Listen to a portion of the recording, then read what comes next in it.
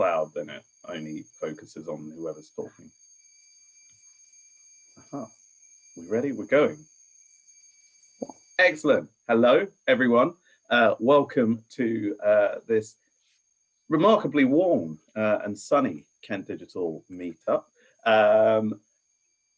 This is the Ashford branch, and today we are talking about digital growth. I'm going to get the slides up because I'm just that kind of guy. Here we go. 21st of April, 2021. The sun is shining and people have been to the pub. Things are looking up. We are talking digital growth. Here's the agenda. 6:30, we've already done that. You're already here, so this is going well. 6:45, we're going to have our first talk. Well, we're going to have our only talk because we've got one speaker, and then we've got a panel, Q&A panel at the end. So we're going to have Richard's talk, then break, then a Q&A panel with Josh and Sam, and I'll introduce the three of them shortly. And then we're going to have continued discussions and goodbyes. And there might even be some melancholy music whilst we say goodbye. That's a lie. Our speaker for tonight is Richard Pilton. He's Managing Director at Kayo Digital. They're a leading technical agency based in Kent. They help their customers grow their businesses through research and evidence-based activities.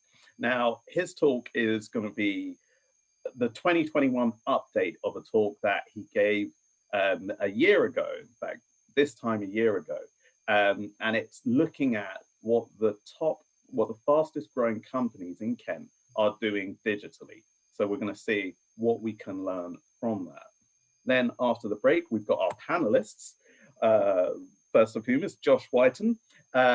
Josh is a digital marketing consultant and a contractor with Digital Works Group.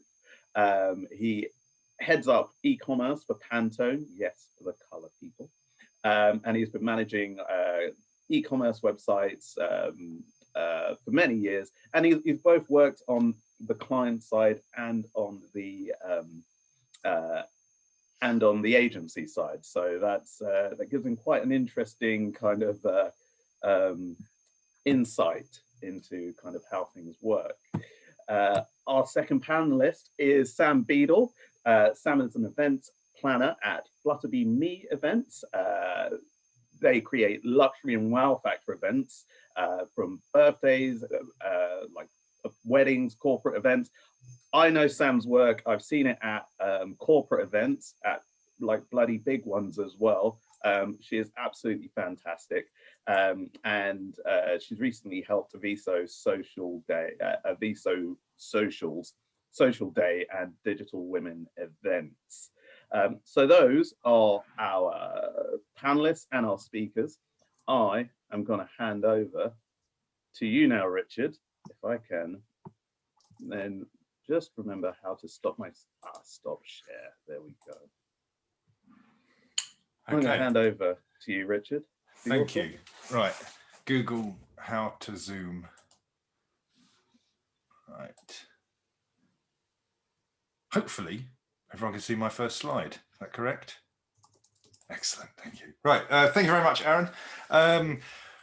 My talk today is going to be on what are the fastest growing companies doing online.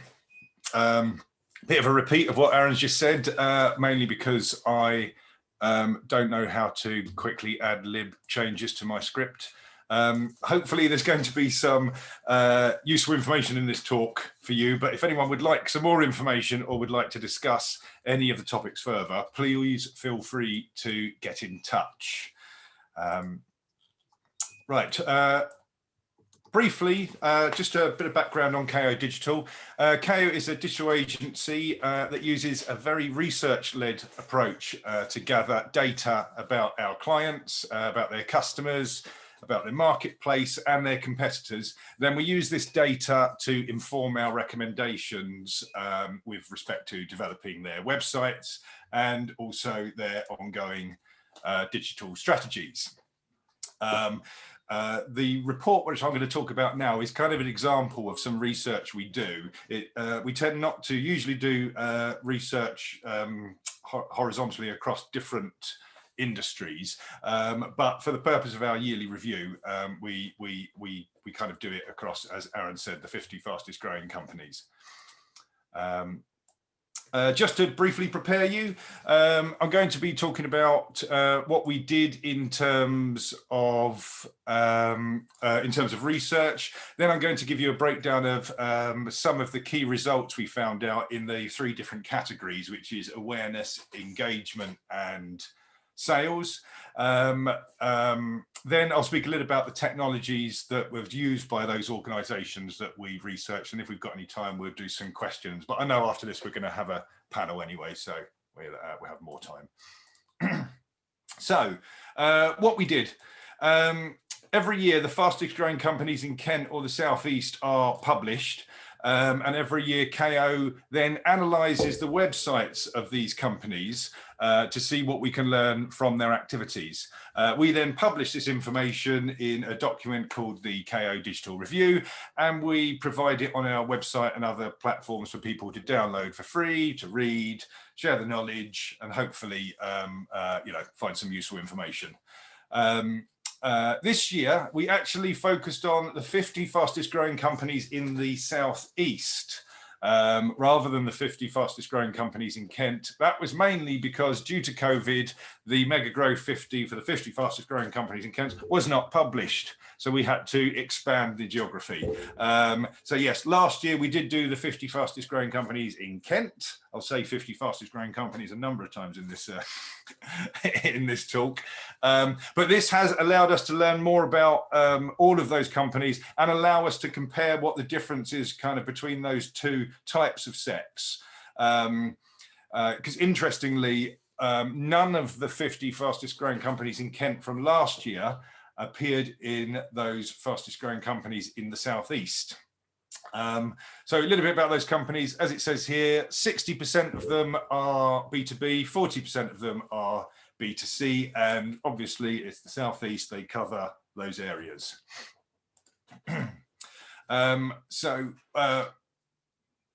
We look at what these companies did, a list of activities that we consider to be best in class. And then, as I said earlier, we group them together in 3 main categories. So we have awareness, engagement, and sales. Awareness is valuable to organizations because the more aware potential customers are of any organization, the more likely those customers are to go directly to them, which reduces their reliance on being found on Google.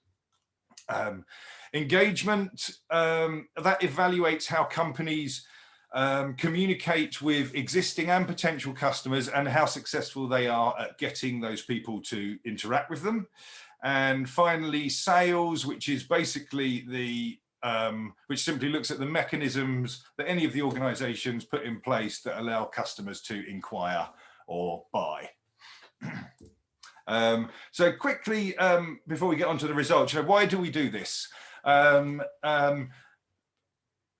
We always say that before any business tries to get a competitive advantage by, say, doing something different or innovating, basically, you first need to compete on the same level as everyone else, all of your competitors. This is what we at Kayo call Basecamp. And in order to reach Basecamp, you need to understand your company's competitors, what they are doing, and then do at least that before trying to identify any gaps or to exploit or implement any innovations. If you don't do that, your innovations may be overshadowed by the fact that you have gaps in your strategies. So it's really about properly understanding your landscape that's relevant to you, the marketplace, and especially your competitors. So let's get on to the first set of results. In the awareness category, examples of activities that we analysed, and you can see all of the results if you download the full report. So examples of activities are what do companies perform SEO? What kind of SEO do they do? Do they regularly produce new content? Do they produce video content? How often do they produce video content? Do they have a social media presence, and how many platforms does that span? So out of looking at all of this, we found that the social media accounts, when comparing the Kent's fastest growing companies last year to those in the Southeast, that Kent had 66%, so 2/3 of those companies had a social media or have a social media presence, whereas nigh on all, it's 96%. So pretty much all companies, the fastest growing companies in the Southeast as a whole, have a social media presence. Now, that's quite a big difference. But what was more surprising is that those companies in Kent that do have a social media presence, they tend to only have one or two different platforms that they engage with, whereas their larger counterparts in the Southeast have an average of 4 different social media accounts that they regularly engage with. Now, in terms of social media, I mean, there is a lot about content creation into social media, and we found that there was quite a big difference between the regularity at which these fastest growing company sets created content. Only 30% of the companies in Kent who are considered the fastest growing regularly created any kind of content on their websites, and 2/3 of those companies in the Southeast regularly created content for their websites, and it mapped pretty much the same with video content as well. It was actually just over 1/3 of the Kent companies created video content of any sort, and just under 2/3 of those companies in the Southeast. I mean, in terms of content, it really is more for content. If there is any kind of ceiling on terms of creating too much content, I don't think any company on the planet has actually done that yet. Well, maybe not on the planet. I mean, Lad Bible does create a lot of content, but anyway, all of the companies that we're concerned with, no one has even approached a ceiling of creating too much content. We know creating content is expensive, but it does pay dividends, especially with awareness, especially now that social media is becoming more used than television adverts and things like that. So moving on to engagement.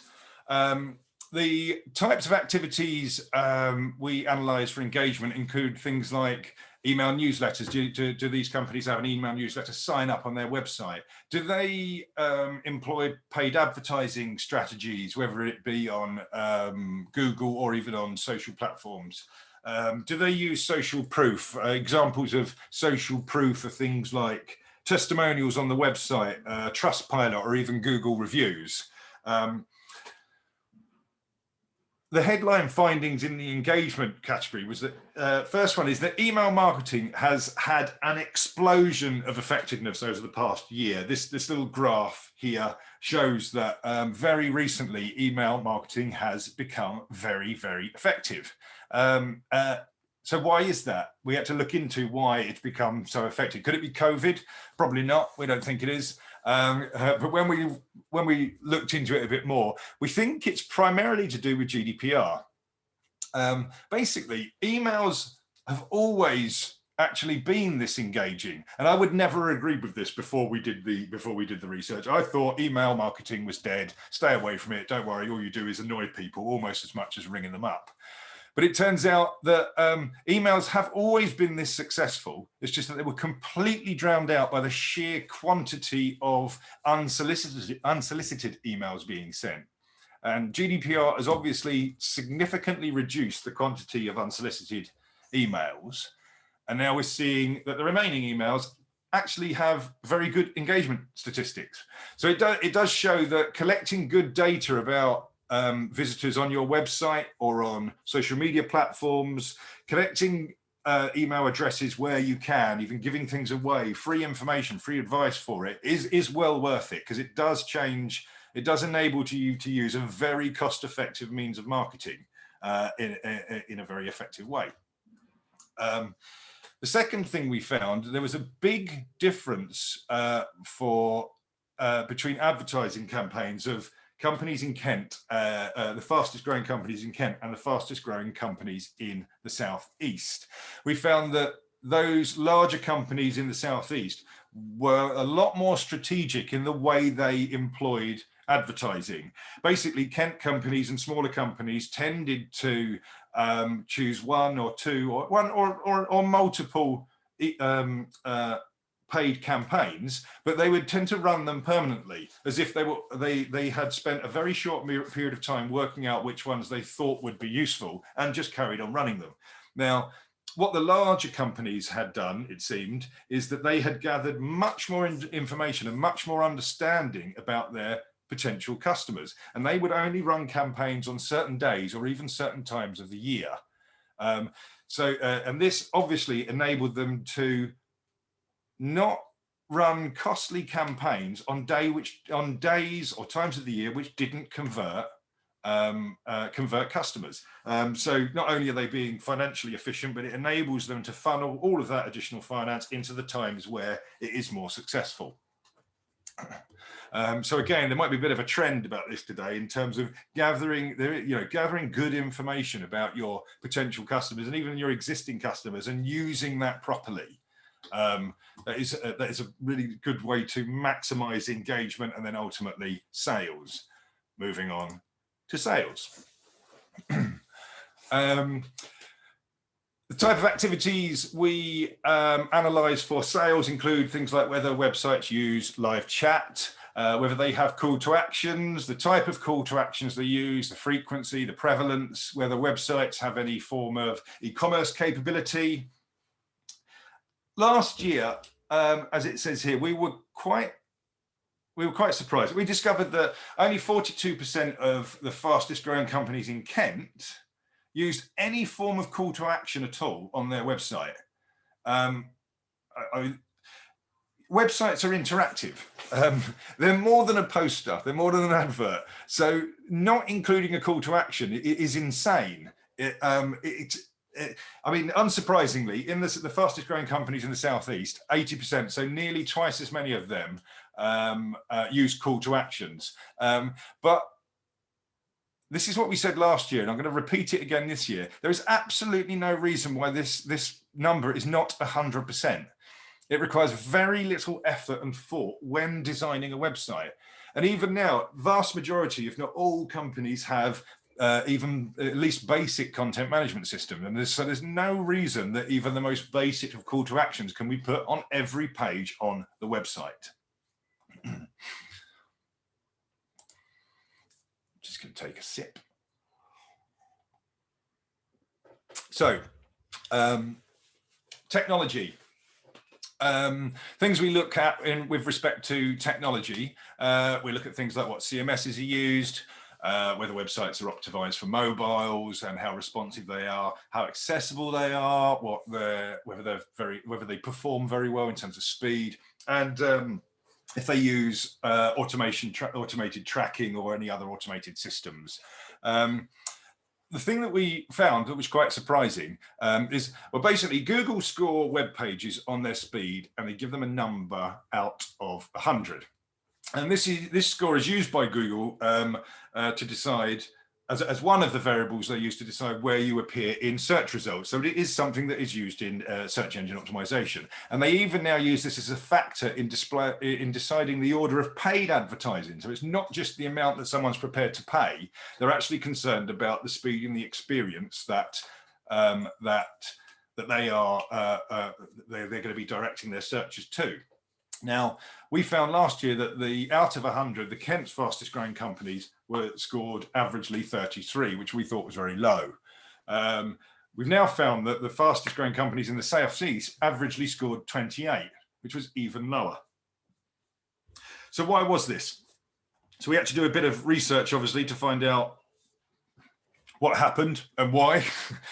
We discovered that the main cause of this is that larger companies implement systems on their websites to collect more data about their visitors. And it is at the cost of reducing the website performance.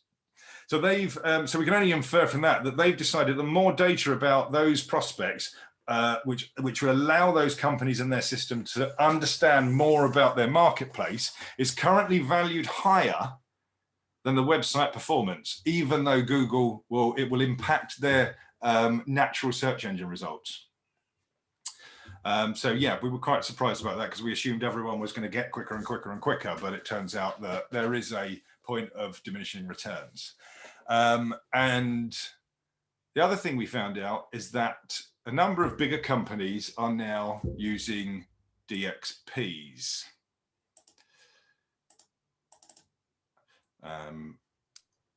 So,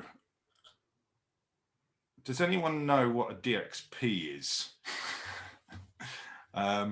Unfortunately, I can't see you all now for some reason. Yes, no. Sorry, who was that? Linda. Do you know what a DXP is? No idea. I haven't a clue. No, well, not a lot of people do. Basically, a DXP, it possibly has the most pretentious name of any software application, and it is a digital experience platform. I thought I'd put on here, as Gartner were the people who predicted the rise of digital experience platforms a number of years ago. Their definition was an integrated and cohesive piece of technology designed to enable the composition, management, delivery, and optimization of contextualized digital experiences across multi-experience customer journeys. So that's enough about that. No, that didn't help me at all either. There are large companies making digital experience platforms now, and they are basically super content management systems. Adobe makes one, Salesforce makes one. A couple of the other really successful ones, Kentico and Sitecore. Gartner is predicting the rise of DXPs over the coming years. The main barrier to entry for DXPs at the moment is the cost of them because they're quite expensive. However, they are aimed at companies who expect their website to cost as much as employing a good business development manager. And if you're happy to look at it like that, then they're actually not that expensive. So, what's the difference between a content management system and a DXP? Well, if we start briefly with content management systems, they were originally created to prevent companies from needing to go back to their web agency every time they wanted to make a change to their website. So ultimately, content management systems were a cost-saving exercise and still arguably are. Now, digital experience platforms do everything that the larger CMSs do, but quite a bit more to justify their cost, really. They often come with e-commerce capabilities, forms, surveys, multi-language support, email marketing, ability to manage multiple websites, all without the need for any third-party add-ons. But this isn't what sets DXPs apart from content management systems. And in order to describe that, it's a very big topic, so I won't go into the whole details of it, but it's probably best to give you a bit of an example to try and tell you what DXPs do and what that CMSs don't. So one of the most common capabilities is personas. You can educate a website which is running off a DXP to how to decide what type of visitor is currently on your site, and then adapt the content and even the site structure to better suit their needs. They can even change their mind during a given visit using AI. Examples of different personas, a very basic example. Imagine if you were to run something like a successful coffee brand, and you identified that you have two main visitor types to your website. You have a coffee evangelist who basically loves your coffee and wants to come and buy more coffee. And then you have an entrepreneur who wants to open a franchise coffee house in your brand. You can understand that these two visitors have very different requirements from your website, and there's no point clouding one visitor's journey experience of your website with information that's not relevant to them. Now, once in a DXP, once you have personas, you can now set up what a lot of the systems call workflows. And a workflow is basically it's kind of a plan of experience. It's a planned journey of how to get this visitor from where they entered your site to your desired outcome, depending on who they are. Now, this can actually span multiple visits and multiple points of communication, even across multiple websites. A DXP will be able to track when they first arrived, when they revisited, everything they did, and it will be able to use all of that information to make decisions about how to get them to your desired goal. Now, these can, as you can imagine, get very complicated. So, for example, if you had a visitor that came to your e-commerce site, you don't know who they are. You don't know who they are yet, but we know they've been here, and we know what they looked at, and then we know they left. We now know that they returned, and we can promote certain content that they looked as though they were interested in last time they were here. And then they'll buy something from your site, and the DXP has promoted them to a customer. They're now of a different level, a first-time customer. The DXP can now decide that maybe 2 weeks after that first purchase, we'll send them an email, giving them details of products that complement or are related to what you bought. And then, depending on whether they visited you on social media or whether they clicked or didn't click through that email, we could send them another email, which gives them a 20% discount. All of these variables can be made to design multiple complex journeys to work out the most effective way to get the maximum number of people to your desired outcome. And it's very iterative. All DXPs come with A/B testing. So every email, every page, every block of content, you can test different versions of it. And then based on the reports, decide whoever's the winner gets promoted to the permanent way forward. Arguably, DXPs are the future of digital marketing. And they are going to be considerably more prevalent, not just for larger companies over the coming years. But there is one thing, DXPs are not a cost-saving exercise like CMSs are. They are, the only thing I can describe it is they are systems designed to maximize the success of any company or organization's website to achieve their objective. So I'll stop banging on about DXPs. I find them quite interesting. I understand other people may not. For any of you who are interested in seeing the full Kayo Digital review, please either get in touch or go to our website, which is kayo.digital, and download a copy. It's entirely free. There is even at the end of it a handy helper to help anyone evaluate your or their organization's online effectiveness. And you can actually fill in this little helper for your competitors as well to compare how effective you think you are compared to them. So thank you very much for listening. I think I might have gone just a bit over time, so I apologize, Aaron. Thanks for listening. I hope you found this useful. I don't know if we've got time for any questions now, but I know we're going to have a panel later, so I'll hand you back to Aaron now. Thank you so much for that, Richard. That's, yeah, again, so much insight there. Really, really amazing to see the difference between kind of Kent and the rest of the Southeast. It almost feels like we're lagging behind. Yeah, possibly. Well, I mean, when we compared everyone to Kent last year, it was just kind of like trying to find out what they were doing. And one of the messages we said that this isn't, Kent aren't best in class. I mean, the guys in the Southeast, they're not best in class. There are loads of improvements to be had. So it was interesting this year to compare that. We were going, oh, well, we know, look what these Kent companies are doing. How much more have we got to do? And then you see the next level. Maybe next year we'll do the whole UK, but Harry would have to do a lot of work for that. But I don't. We will stop for a break there very quickly. If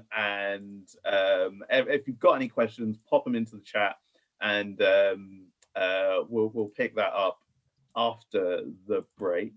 But yeah, thanks once again, Richard. That was very good. And Harry, if it was you that was actually doing the research, was it? Yes, it was. Thank you, Harry. So we're gonna pause here. We're gonna have a screen again, Yeah, sorry, give that us a... whole conversation was kicked off when I put up a question and Harry and I started discussing the answer when everybody was off on a break. So it's done. Excellent. And then Megan, can you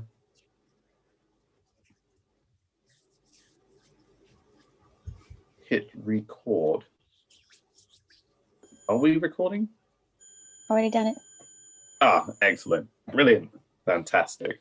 Welcome back, everyone. We had a wonderful little break there. Actually, a couple of points that should lead us on. We should be able to segue quite nicely from the conversation that you didn't hear if you're watching this on YouTube to the conversation we're about to have. We are about to jump into the Q&A panel with Richard, Josh, and Sam. Just a reminder of who they are. Richard, we've just heard from, of Kayo Digital. We've got Josh Whiten of the Digital Works Group, and we've got Sam Beadle of Flutterbee Me Events. Now I'm gonna stop sharing this, so we'll get a nice view of everyone in the room. Richard, fantastic talk. Like great statistics, some of which always kind of leave me a bit scared. I was in web design for like what, 12 years, and to hear some of the statistics that, you know, of the top companies in the Southeast, you know, like there's only 80% of them using calls to action, just makes me think there is so much further to go. Now, getting on to my question, I know that you've judged these companies by certain criteria, but looking at a small business, what can a small business do? If you were to give them 3 things to kind of focus on for their digital presence to help them grow, what would that kind of be? Well, 3 things, that's quite difficult. Well, obviously, as we always said through there, we go for understanding a different, your own industry, you know, because that does inform a lot of stuff. And each vertical would come up with 3 different things, depending on what it is. So the first thing that anyone should do is, I would say, is really try and have a look at the thing I said about us getting to base camp. Look at what all of your competitors are doing. Because the first thing that we all do is plagiarize anyway, you know, because the thing is that even if you forget it was from websites, even looking at in days of old or days of yore, you know, that if your industry was doing television adverts or advertising in the yellow pages, well, then in order to compete, you need to put an advert in the yellow pages or consider doing television advertising. It's never changed. This isn't new stuff. It's just it may be more complicated now, more things to do. But the first thing that everyone really needs to do is identify their competitors and look at what they're doing. Do a bit of a gap analysis and things like that. As I was saying earlier, I think to Linda, when we talk to companies, companies aren't even aware of who their competitors are, even though they think they are. They would come to us and say, yeah, we do this industry, and so-and-so, ABC Limited, XYZ Limited, and so-and-so Limited, obviously always the same companies, are our biggest competitors. And then we do basic things like so the simplest thing you do is go in incognito and search for your own terms. And the companies at the top who aren't necessarily advertisers, they are your biggest digital competitors. And they're rarely the 3 companies that they tell us. So we have to add those to the list, and then look at those. There's very simple things to do. The second thing I'd say that is kind of universal, and arguably I'm biased, is that websites, you need to start perceiving websites as an investment, not a cost. Basically, websites are, I like cars, going to an analogy of cars. Websites are the fuel in the car. They're not the insurance policy. You don't find the cheapest website to get done. This is the fuel, and you need to constantly put fuel in it. And it's the same thing, because it is more like marketing or anything like that. You know, you don't not do marketing or do the cheapest marketing. So you need to start perceiving websites as an investment, not a cost. What would I say for the third thing? Actually, yeah, here we go. Here's a good one that's unanimous. Trust whatever digital agency anyone goes for, trust their process. Doesn't matter who, because it doesn't matter whose process is better. The worst thing you can do is derail them. And this is, this is a bit of a, because the reason why you're outsourcing this whole thing is because you don't know, and it's not. and I know anyone in the digital industry will understand this, and it's kind of like, I know there is an element of trust. You can't manhandle everything, because the worst, people often do. It's like, I've been in this industry for 20 years, and I know. And you're like, well, fine. Why didn't you get your nephew to make your website then? Because the next thing you're going to tell me is that my nephew can do it for 500 quid, and I might as well go. Do you know what I mean? So they're the three very generic things I'd recommend to everyone, basically. Yeah, excellent. By the cheapest website. There's anyone that works client facing has probably experienced one or two of those conversations over the years. Absolutely.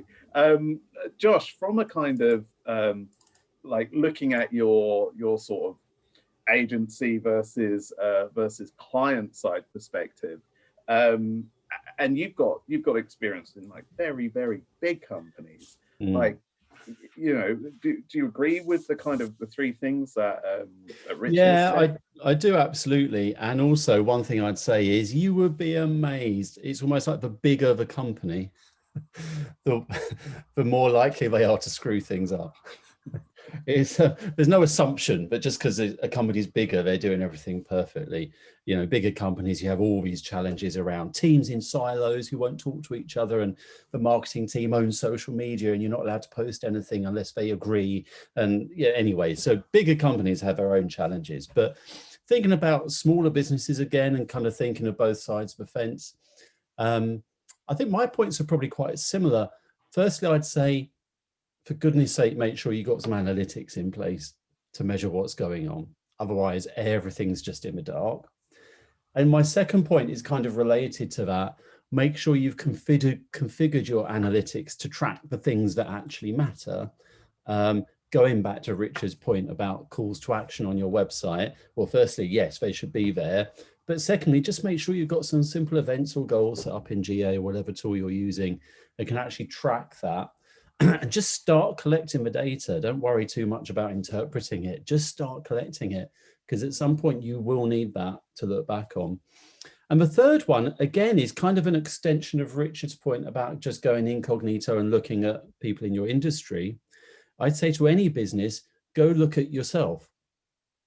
Yeah, go incognito, search for your own business or brand online, and just do this really simple thing that's kind of like free of charge as well, is just make sure you're owning all the different brand assets for your business online. Go and look at that first page of Google, and Google's got so intelligent now at scraping in things from different places, whether it's your social media profile or Wikipedia or whatever it might be. Just make sure it's all up to date and accurate and consistent. And even if you are your business as an individual, because I've done that in the past where I was just selling myself, I used to do a really silly little thing, but I thought it mattered. But I'd have the same photograph everywhere on all my social profiles, because it's like maybe on one profile you've got a photo about 3 or 4 years ago, and another one you've got one that's maybe pre-lockdown and doesn't quite look like you now, and another one maybe pre-beard, and you've just got a mess, and just make it, make them consistent and make them look like how you actually look now. So when people go to an event like this, or a physical event when may happen again, and they go search for you online, it's all there and consistent and professional looking. So just owning your own brand online, I think, is a key thing that you can do. Sam, you're nodding in agreement there, because arguably you've got a pretty tough task when it comes to bringing all the things that people have done in the digital space and turning it into a consistent experience in the kind of physical space.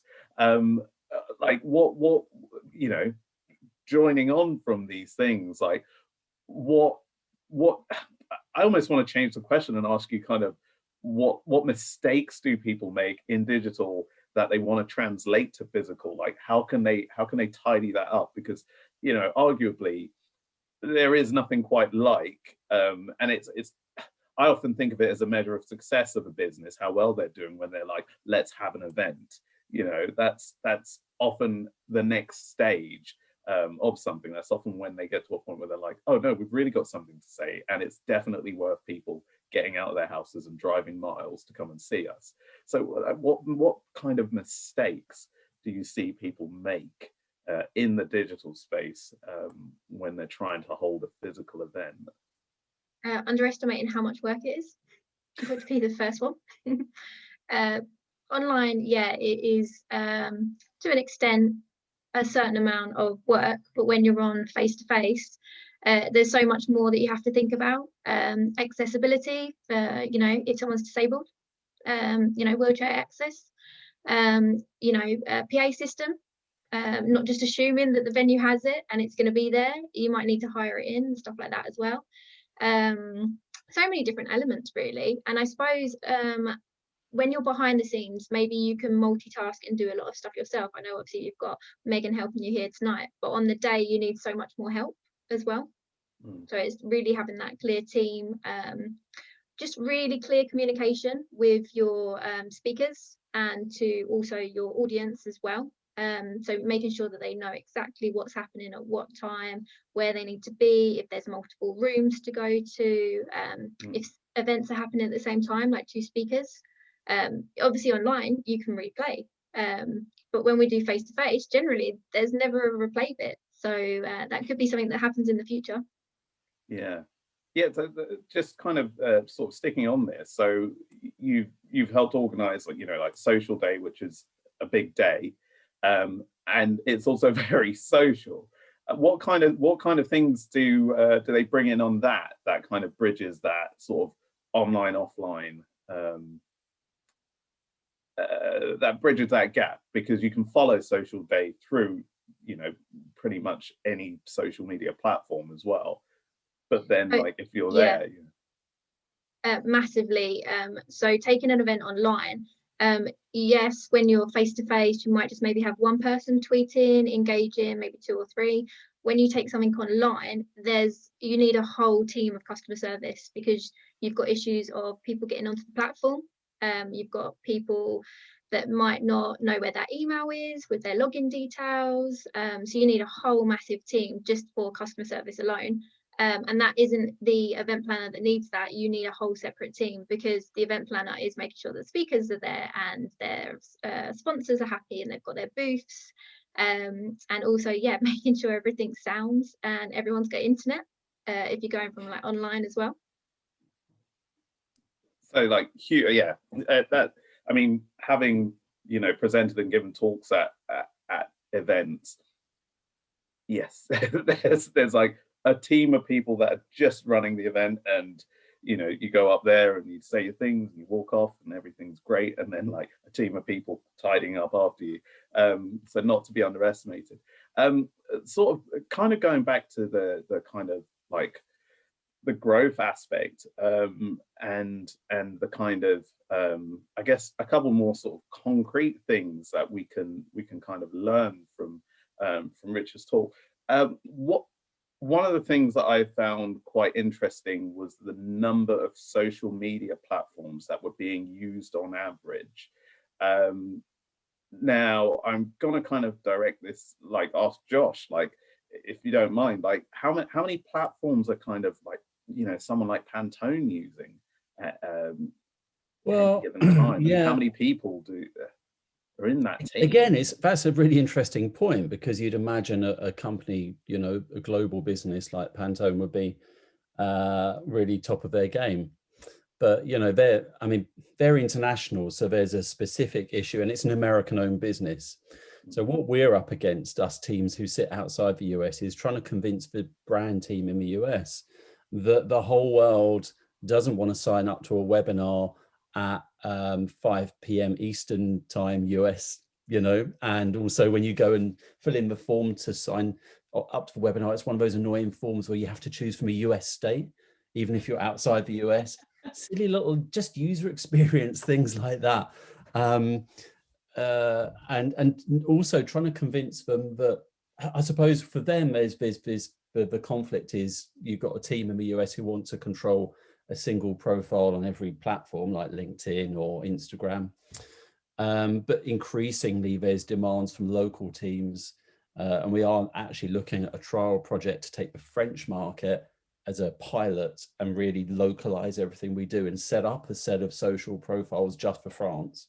So I know this is kind of maybe slightly different for a lot of people. This is a very international kind of led thing, but it's, you know, that's definitely something we're kind of up against and starting to look into this more sort of around customization. Richard mentioned kind of personalization with these digital experience platforms in his talk. Everything I'm seeing in every area, social media and every other aspect, customization and personalization is one of the big themes and trends that I see at the moment, and localizing social media internationally is probably a good example of that. I hope that kind of answers the question. It gives just a bit of an insight into, as I say, Pantone's not perfect and they have their own unique struggles. But they also, I think it's also what I've observed with them, it's key of just understanding, are your audiences different on each social network? So on Instagram, it's full of graphic and fashion designers who want visual and pretty pictures and Pantone stuff and cool things and filters and this kind of stuff. And obviously LinkedIn is very different. You can't put the same content out on both. They're very different audiences with different needs. Yeah. And kind of Richard, how hard is it to kind of integrate all of these kind of experience? I've got kind of two questions. Like, one, where does social rank on that list of things? Where does social rank as a key part of that puzzle? And then almost following on from that, how do you integrate that into a kind of cohesive online experience? It's almost the opposite, the other end of the question I asked Sam, like, what things do people need to be kind of thinking about when they're trying to make this this multi-platform, multi-experience, I think was the term. Yeah. Well, it's not, you know, it's not easy. Yeah, I mean, social's difficult. I'll tell you, so going to the first question, social's difficult because it's a bit like, you know, like that old saying where I'm pretty sure that 50% of my PR is working. I just don't know which 50% it is. That kind of lends itself well to social, because, you know, I think you'll be surprised at the percentage of people who don't actually understand how it becomes useful. You know, but it still does work. I mean, I think the social media platforms are the only people who we was talking just before when I went into the this kind of question and answer session, was that it's really hard, and it's constantly developing, really hard to appreciate how much they know about everyone. And I know we all know, you go, oh yeah, well, they have big data and they know everything, you know that. It's just like, no, I don't think anyone really appreciates, and you can't really appreciate how much they do. And when you involve, next to no one has any idea about what AI does. But I know the results of AI, and it's surprising how, when you get to sheer quantity, millions and millions of billions of people, how similar they all are, even though they think they're all individuals, and you're all precious individuals, you know, all of this. But you know, some people think, I mean, we mentioned it earlier, that devices are listening to you, and they're not. It's just that thing that you just thought of now, weirdly, 500,000 people in your rough geographical location thought about the same thing, and they searched for it. You didn't need to. And it's really hard to understand how it goes. And basically, you can use it without needing to understand this by you know, creating content and making sure social is part of it, and telling social platforms who you're interested in, understanding your target demographic, and then outsourcing it them. Can you advertise my content to these people, please? Because I don't need to understand how you do it. I just want to use it. That's, you know, so yeah, that's it. I mean, and how to integrate that, again, you know, it is very complex, but it can be quite easy. I mean, I won't really bang on about digital experience platforms again, but it is the modern version of what people have always been doing. I used to, years and years ago, I used to work for a company, and the marketeer, who was a lot older than me, used to place adverts in local newspapers. And what they did was put different telephone numbers on those adverts, because they gained loads of local telephone numbers, and they would record how many phones came in on what number. It's still the same principle. You can get websites to easily work out that, well, if I do 5 adverts on Facebook and 5 adverts on LinkedIn, and I do all of these, and we can all set the links right, so count them. That's not hard. You ask any digital agency, can we start tracking inbound links that I have gone and planted? There we go. We've got really basic statistics about which ones are working. Turn off all the ones who don't, and then fund all of the budget into the ones that were working. People think it's magic now, but the principle behind everything nowadays is still the same. It's just that we can do it to enormous extents now, and you don't even need to understand it. That's what I would say about that, really. Yeah, that's actually quite an interesting point. I've certainly come across people in the past who want to understand a thing before they're prepared to use that thing, and it's not. A lot of the times it's about control and feeling a sense of control around their business and that sort of thing, but when you kind of look at it and how many things we use every day that we don't understand, it doesn't require that kind of level of expertise or control. That's a thing that I hope more people will kind of try and understand. But then it comes back to what you said about trust, and trust that agency's process, trust the person that you're paying to get you to the place, trust their process, because I think that often people want to scrutinize it a little bit even more when they're paying money for it. I'm going to open up to everyone else here. If anyone else has got any actually questions. Sorry, before you do that, I wanted to extend on what you were just saying there, because one of the things I was talking about earlier about cost and looking at websites as an investment and not a cost, because there is a big difference between you're right, you don't need to understand it. There is an element of trust, but things need to be trialed, and you need to work out how to measure the success of something. And often it is a case of, if I want to sell something or I want to gain inquiries, if I understand the value of my sale, every my average value of a sale or my average ultimate value of an inquiry, if it's, say, keep the prices simple, if it's, say, £100, I'll be really happy to pay £10 for every inquiry. And you go, brilliant. Okay, so whatever marketing activity or website or something, if you can try and work with people to get it to, okay, this new website's going to cost you £10,000. Is the question, can you afford £10,000? No, it should be, can I get inquiry? Can this equate to costing me less than £10 per inquiry? You go, brilliant. And yeah, so so if you do the maths and you end up going, well, if I spend 10 grand on this website and we're estimating we're going to get 100 grand's worth of sales, the question isn't, can I afford can I afford £10,000? Is it, do I want £90,000 profit? Yeah. And it's hard to get to, and there is trust and things like that, but ultimately it's not really, I think you've said it before, you love solving problems, things like that yourself, Aaron. It's not, gone are the days where you arrive with a portfolio and go, look at all the designs I've done. Yeah. Because now all you're selling is to the and I said this before, you're just selling to the CEO what he thinks looks nice, and he is the only person on the entire planet that will not buy something from this company.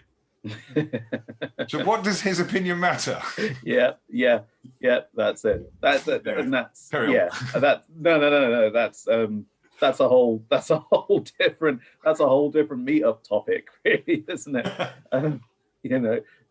Dealing with the people that matter most in that kind of client agency relationship is not always easy, because the ones who often have the biggest influence as in the most to say could pull the plug, are often too many steps removed from the people that actually know what, you know, what a customer wants and that sort of thing. So let's send it out to the floor. We'll go with Andy, A1 Web Stats. Yeah, hi everyone. It's very interesting going for this. As Aaron will know, I have the luxury of speaking to many thousands of businesses, mostly smaller businesses, you know, from very small up to 10, 15 mil turnover. And they're what you might call the normal everyday companies that agencies might work with day to day. Now, one of the challenges that always comes up is there's a certain distrust of what they would call agencies because they've been shafted before. Someone's done a bad job by whoever they happen to use. Even sometimes agencies of a reasonable size have done a really bad job of a website and the marketing. So there's that instant distrust there. Sometimes you've got people working in those organizations that are marketing who frankly don't deserve to have the job, but they're scared for their position and they get in the way of things happening. And it's very difficult to deal with. And what we've found over many years now is one of the best strategies that agents can actually take is go to a company and get them to commit to one thing they want to sell more of. Only one. Don't let them do anything else. Don't try and sell them a website. They know in their heart of hearts they need a new website. But if you can find a way to make one part of their website so fantastic compared to their competitors and get that turning into revenue for them and proving a point, they will then buy the rest from the agency. There's not many agencies actually taking that angle. And in my view, they need to get in there in that particular way to focus on it. And it's very simple to do. I mean, obviously I'm in the world of stats, you know, typically conversations we have with people is, you know, you've had that many people to that part of your website, they're from the UK, they're getting to that, you know, we can go into all sorts of stats about their stuff. We ask them the question, how many inquiries have you had about that particular thing? And does it matter to you? And when you can get the people high up in those organizations actually committing to one thing they want to sell more of and really focusing on that, that's when things start to change.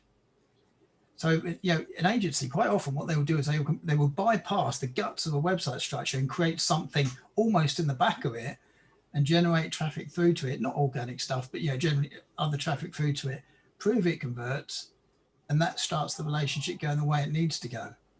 But there's a reason why a lot of agencies are scratching around, not getting enough business, is because they do not understand what the customer is looking for. And the customer wants more sales about one thing. They want proof of one thing and they move on from there. So it's more of an observation than anything else. Mm. And there are some very strange things going along. I can never name who our clients are, but there's 2 printing companies and the bigger one is higher than the other one in the organic rankings in Google. Okay, they're a much bigger firm.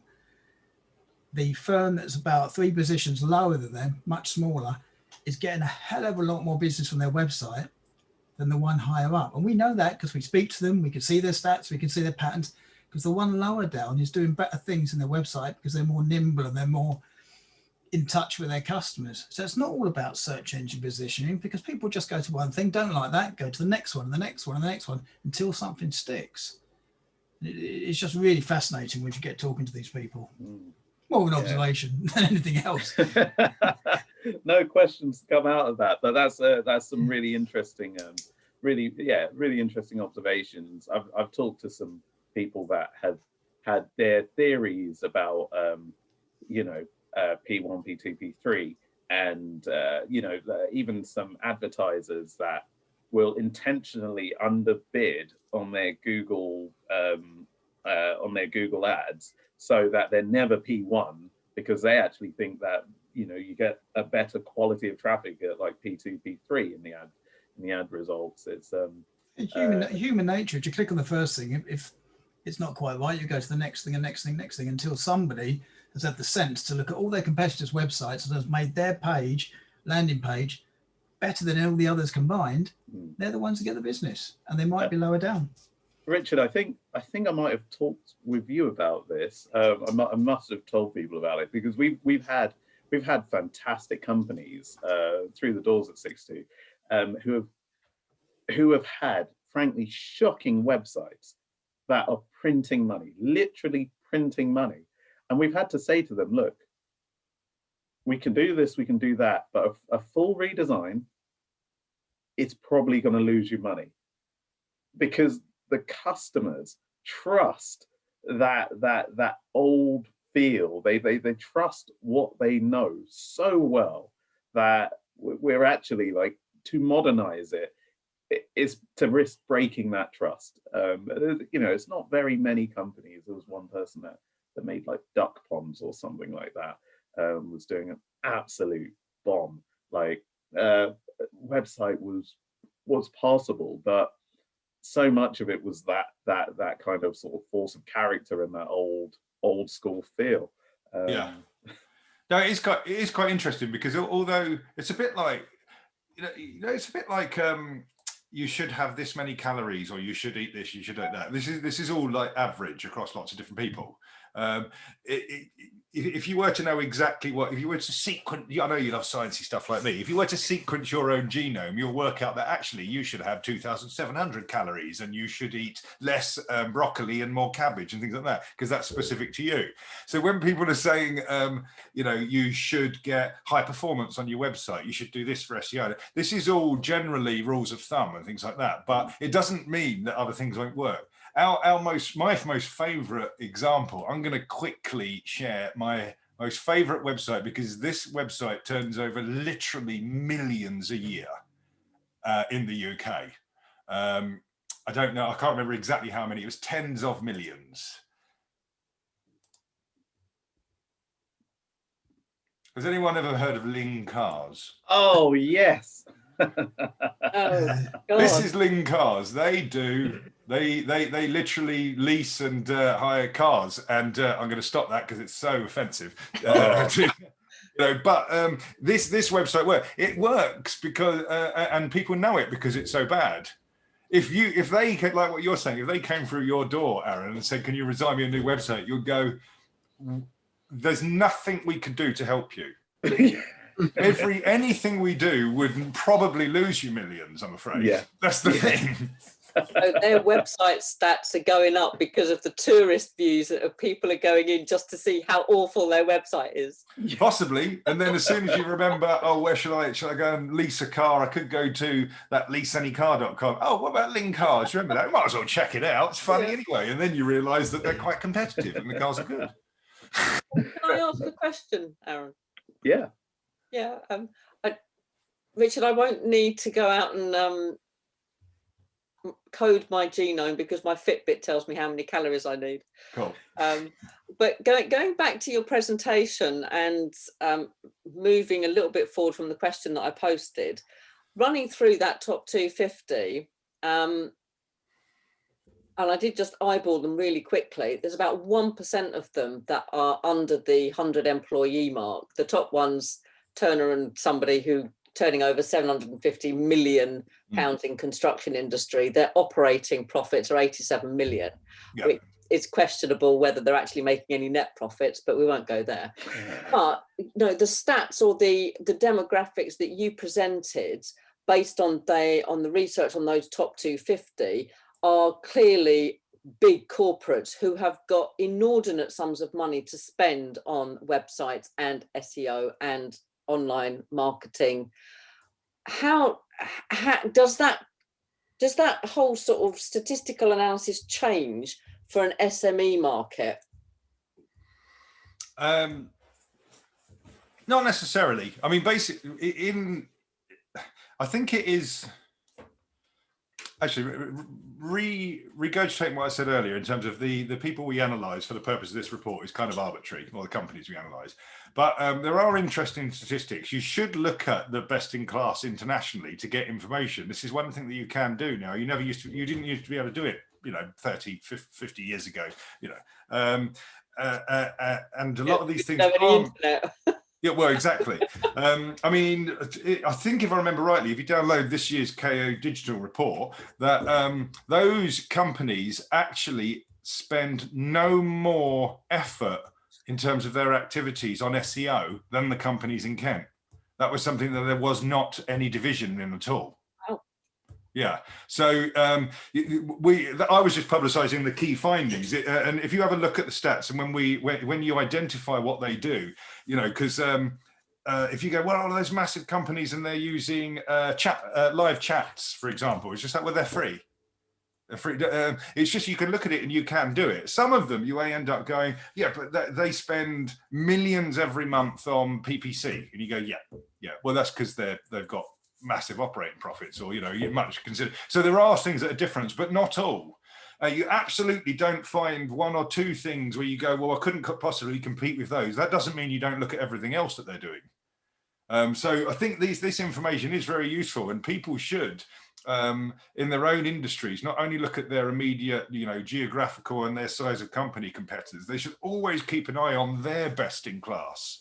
Yeah. Even if it's international, because you will get really valuable information from it. Yeah, just in gaining intelligence, gathering intelligence. Absolutely. Yeah. So no, I think there are some quite surprising things. As I said, you know, the speed, the Google's perception on the speed of those websites is slower.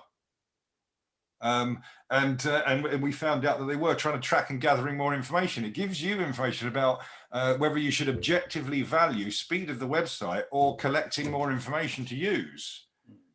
Because you can collect more information without spending millions. Yeah. Or you could try and beat them on SEO by being higher performing, because they're not very good. But one of the other things we did find that did trump a few things, which is almost impossible to overcome, and that is generating brand awareness. You can't always be Tesla. Not even BMW now can compete with the popularity of Tesla, and they don't do any advertising. It gets rather weird, because you can do the best SEO in the world, but if your industry has Apple in it, I wouldn't spend that much on SEO or PPC. You need to innovate. You need to do something different. Do you see what I mean? I think as we kind of sort of get to the tail end of the pandemic, like people are going to be looking at that offline, that physical experience, you know, PR stunts and that sort of thing, like a lot more, and kind of going with because Sam, you work with big corporates and SMEs. Like, what are the kind of, is it a similar thing? Like, a big corporates, are they actually doing much different, or are they just doing it bigger? You know, are SMEs actually trying to change the game with their events? I think that there is a divide, whether it's B2B or B2C, really. I mean, yeah, generally bigger companies are doing things bigger. There's a lot of things that smaller companies are not doing. What they don't do, smaller companies, whether it's because of time, effort, desire, ambition, whatever, I don't know. They're not doing everything across board.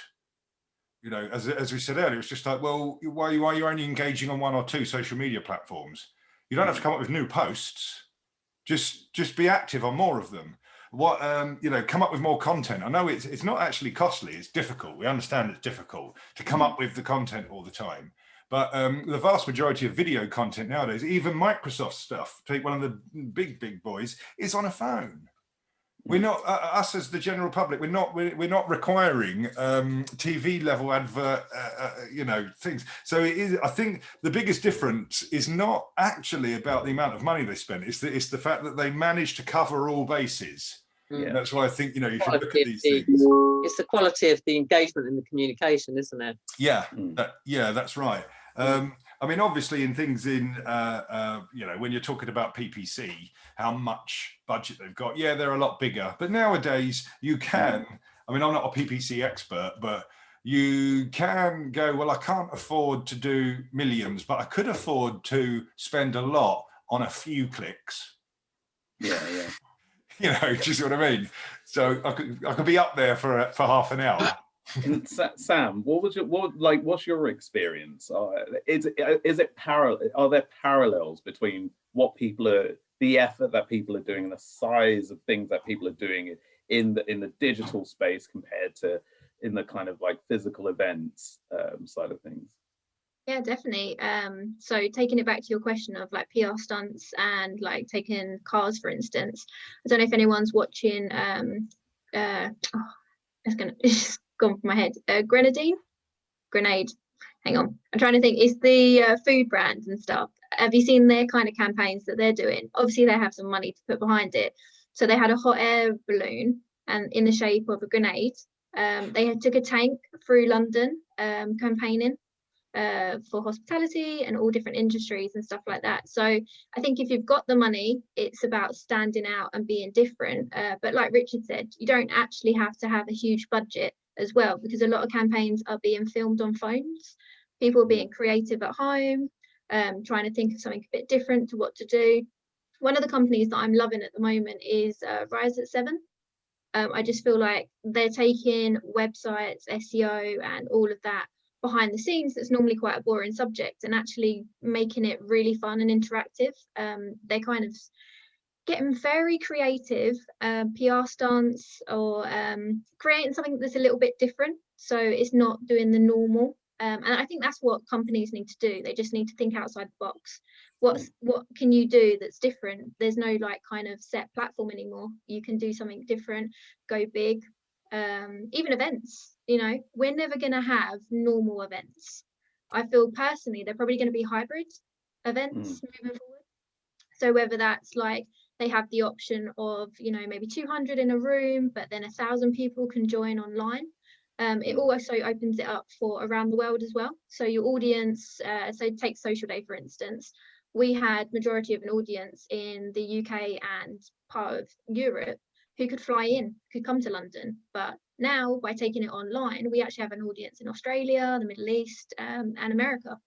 And they can all join in. They know what time it is, talking about like time zones and things like that as well. But they have the option, they know far in advance. And actually they could probably join in. Or they can watch it back on replay and tap in and out as and when they want. Yeah. You mentioned that the making of videos. There was one this week on LinkedIn with Dan and Lloyd Knowlton, which was hysterical. And they've sort of taken to sort of setting themselves up as lots of different characters in the same video, wearing wigs and all the rest of it. And they did one this week about the sin that people commit of the LinkedIn salesy messaging, which was set up like a group of Alcoholics Anonymous saying how they've committed this gross sin of sending out the salesy LinkedIn message. And that was hysterical. And I'm not one to stop, you know, it's not a thumb stopper for me for all these videos, especially like women sat in car seats looking into their rear view mirror sort of syndrome. I hate those sort of videos, but they are hysterical. And that makes you stop and watch and listen, doesn't it? Yeah, no, I agree. It's just being different, isn't it? People want humor. Yeah. I think, isn't it like you've got a second to impress someone now? Like, so they're scrolling through your social media. Yeah, I imagine. Actually, Sam, don't you do weddings as well as events, don't you? I do, yeah. What about weddings that have an online element? So I haven't personally done any, but yeah, it's crazy. We're now having to, my event planner friends are having to stream the audience in. So we're like on a Zoom call like now and someone's getting married and then you're all like, yeah, cheers, all like having a house party. So it's just a different kind of vibe, isn't it? Just trying to adapt to the new normal. But technology, again, you can have the whole of your family, if they don't live in the UK and you're having a UK wedding, they can now join in with a Zoom call. So they can actually feel part of your special day as well. Sadly, I've been invited to a Zoom call for a funeral in Australia. I kid you not. Oh. It's like that's how I went to a Zoom wake recently as well. Yeah, that's a little bit more boring and depressing for a Wednesday night. It was uplifting in a way. Well, yeah, did you? Well, at least I suppose you're part of it, and you feel like you're sharing the family event. But I'd much rather be at a wedding. And you can drink as much as you want, not have to worry about driving home. Indeed, yeah, there's an advantage. Yeah. I've got a very, very basic question. I mean, for a very small business that I am I wasting my time if I don't put videos out on my social media? I mean, my social media is basically Twitter and LinkedIn. Yeah, me too. And I've only just started doing a few videos. and they seem to get a lot more traction. And I just wonder whether I should not bother with anything other than videos from now on. Well, to be perfectly honest, my opinion, one of the reasons why they get a lot of traction is that social media platforms get more engagement for themselves from promoting videos, from putting videos in front of people. So they're going to get more traction anyway, just because those social media platforms are much more likely, because they don't put everyone's posts and everyone's content in front of people, but you're much likely to be put in if you create a video. Some people must have experienced that thing where Facebook come along and say, if you boost this, you'll get 7 times the amount of views. And it's because they didn't put them in front of as many people as they could have, because they didn't consider you to be as valuable enough to them, because Facebook, take them, ultimately want to put videos in front of people that make them sit there and watch and get more addicted to Facebook. So if you just post a sentence, if there's videos to be posted, they won't put your sentence in front of people. And again, these are the type of like inner workings that is worth understanding. I mean, yeah, it's really worth working out how you can create more videos, basically. My company, we don't create enough videos, and there are simple ways to do it, which is that, you know, if you've got a frequently asked questions section on your website, you don't have to do it now. You don't have to do it for a relaunch of the website or anything. At some point, answer that frequently asked question as a video. And that's it. And hopefully, if it is actually a frequently asked question, when people search for that question on Google, they're more likely to find your video than even your frequently asked questions page. And also then you post it on social media and it gets more engagement and things like that. And it gives you a little source of content, really. Or how-tos to do something, just really simple things like that. I mean, I'm not a video expert, but these are usually the standard things that everyone trots out to say, you know, do that, do that, do that, to try and get you onto, and you need to make video creating habitual, and that is hard. And maybe it's valuable. Maybe they don't have to be, I mean, you know, you think, oh, I've got to make a video, it's got to be perfect, but I made one the other day and I made a boo-boo, and I think that, you know, you know, I don't care what people think I look like or anything like that. So it doesn't really matter. It's just getting a message across. Yeah. No, you don't need someone to subscribe to your channel. So don't worry, you know. No. Brian, what platforms did you say you were on? Twitter, and what was the other one? LinkedIn, really. Okay, because what I was going to say was, take a platform like TikTok, for example. People are taking really boring subjects or like cleaning, and they're actually going viral because people are finding them so interesting, but they're only like 60 seconds long. So if you're like the grants man, you could be giving people like really good knowledge that they don't know about, that they could have to apply for the grants that they need. But you can make it in a fun presentation, so you don't actually have to be on the screen either. You could flip it and it could be like, I don't know, things flying in and like a presentation. Yeah, my son-in-law works for TikTok as a partnership manager, and he's coming down in a couple of weeks. So I'm going to be talking to him about that. So, but thanks. Yeah, good advice, everyone. Thanks. Can you send them over to me after you, Brian? Come round for a drink. We can all have a drink outside. We'll do the TikTok dance together, shall we? six at a time. Excellent. Let's wrap it up there for the recording, at least. I'd just like to say